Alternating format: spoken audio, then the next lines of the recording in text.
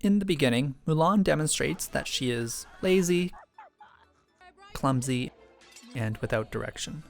Today is the day she meets the matchmaker to find her a husband. Mulan's mother describes what it takes to be valuable to men: obedience, good taste, and attractiveness. Mulan desperately wants these traits to bring honor to herself and her family. But all of her flaws lead to disaster. She has publicly disgraced herself and her family, and she is unable to set up a Tinder account.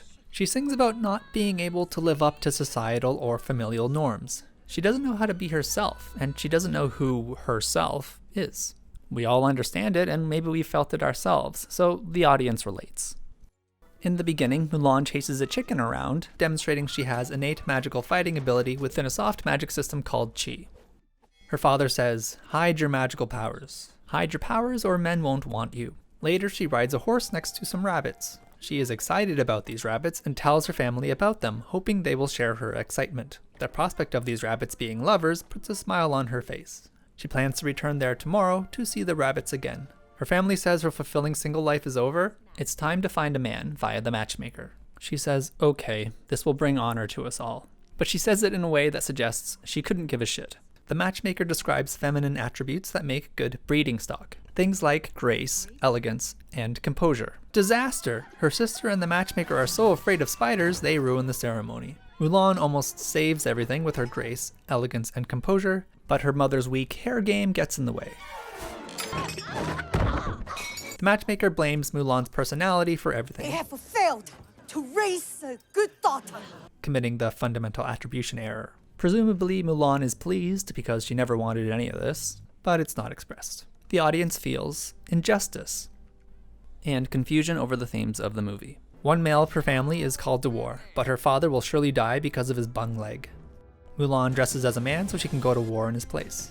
A small dragon ally is introduced, so Mulan has someone to talk to so we can get to know her, being a woman hiding illegally in a male army. Also, he's delightful. Now slap him on the behind. They like that. One male per family is called to war, but her father will surely die because of his bung leg. Mulan dresses as a man so she can go to war in his place. Because she's a woman hiding illegally in a male army, she doesn't really talk. All we know is she feels bad about lying about being a man. Brave. Brave. True. Even though, who gives a shit?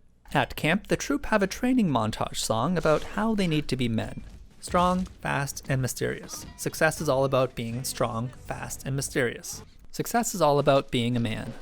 Mulan is rejected from the army for not being strong, fast, or mysterious enough. Not man enough. But she doesn't leave. She perseveres, she keeps working, she tries something different. As "be a man" chants in the background, she finds success with a creative solution, using a disadvantage as an advantage. She learns it was never really about gender or strength. The thing you can focus on right now to bring success is not giving up and maybe trying something new. It just makes you excited to be a human being. The troupe have a training montage. In the beginning, they're worse than they are at the end. Then, they're straight up taught that it's not about strength. You can even use your opponent's strength against them. Turn a disadvantage into an advantage. Think outside the box. Mulan fights a guy. Using her innate magical fighting powers, she beats him, suggesting it's better to be strong. She's upset about the win because she's drawing too much attention to herself. But it's okay, the commanding officer is so impressed by her Qi powers that he offers his daughter's vagina to Mulan as a gift. This does not excite Mulan, suggesting she is not a lesbian, or that she suspects his daughter is not a lesbian. Although there are some lesbians who enjoy that kind of challenge. She learns that her male disguise is more convincing than she thought, convincing enough to let her Qi powers show. She uses her powers to hold buckets of water better than anyone else. The emotion I feel is...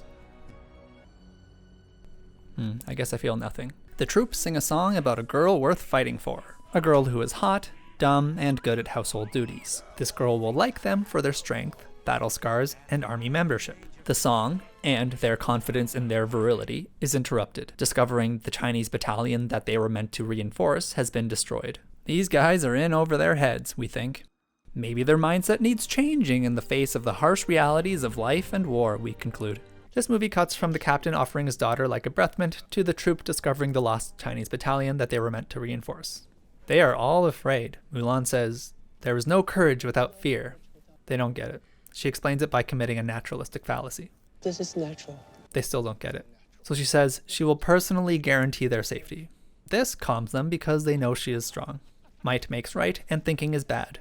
The troop face the Huns alone. They waste their resources killing a few archers.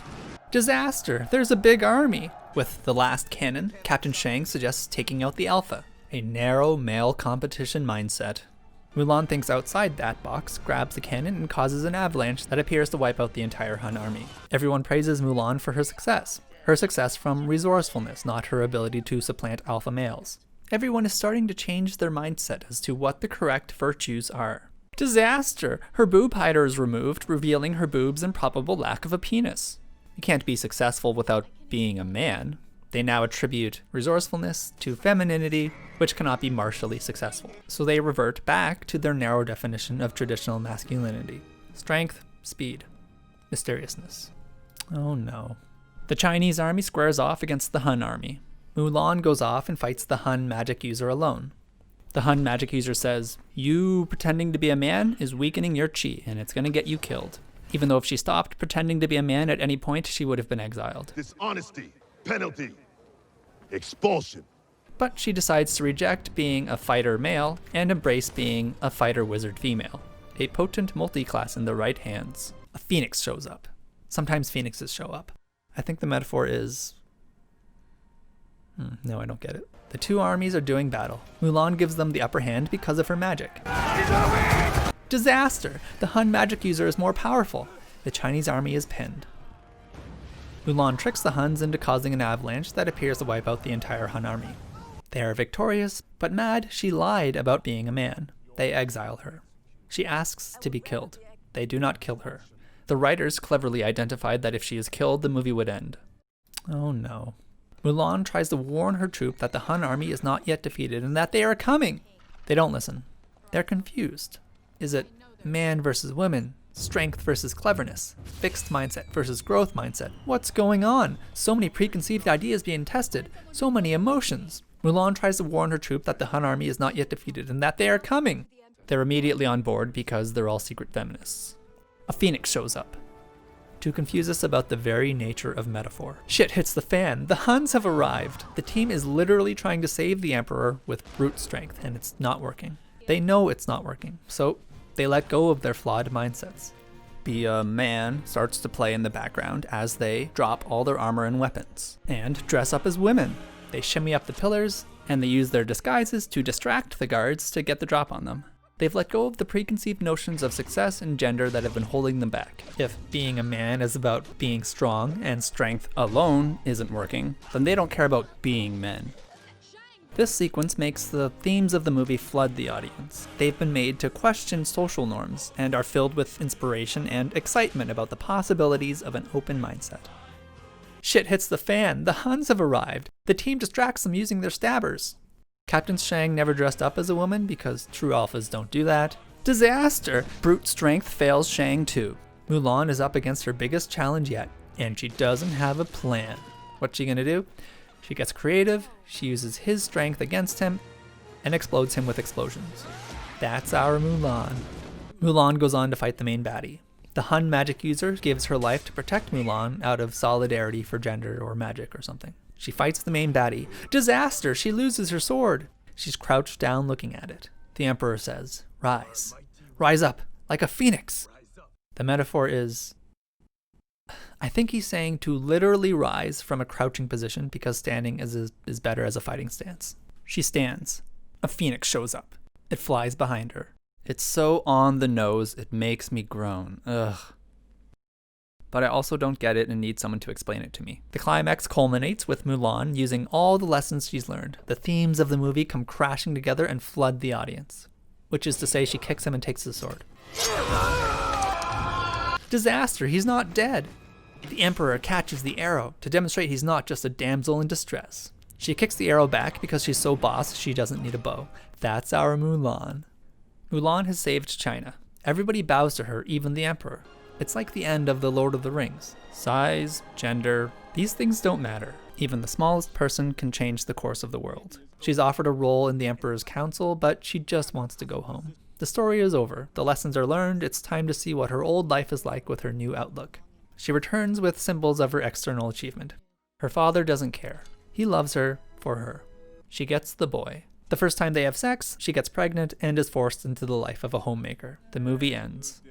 Mulan has saved China. She's offered the title of officer in the Emperor's Guard. She says she took an oath to be brave, loyal, and true. She has to go home to prove that. She left her home on false pretenses. She needs to be honest now. She goes home. Her troop followed her. She's offered a position as officer in the Emperor's Guard again. A phoenix shows up. A symbol or just a common bird? We don't know. The movie ends. She dressed up as a boy to save her dad. But the movie seems to be about the dishonesty of it all. Maybe the phoenix is a metaphor for not lying. Tell the truth like a phoenix. No. Is dressing up as a boy somehow analogous to dying? And when you dress up like a girl again, it's like being reborn? Is this movie anti-tomboy? Do people still use the term tomboy? Is the phoenix a symbol for change? But then how is losing your sword changing? Is it because she changed from fighting with a sword to fighting without a sword? You know what would have been a great symbol for for women intentionally underachieving in a man's world to not threaten insecure men? A firework. Come on, show 'em what you're worth. Make 'em go, as you screw it across the sky. I. They could have her kiss a girl, maybe she'd like it.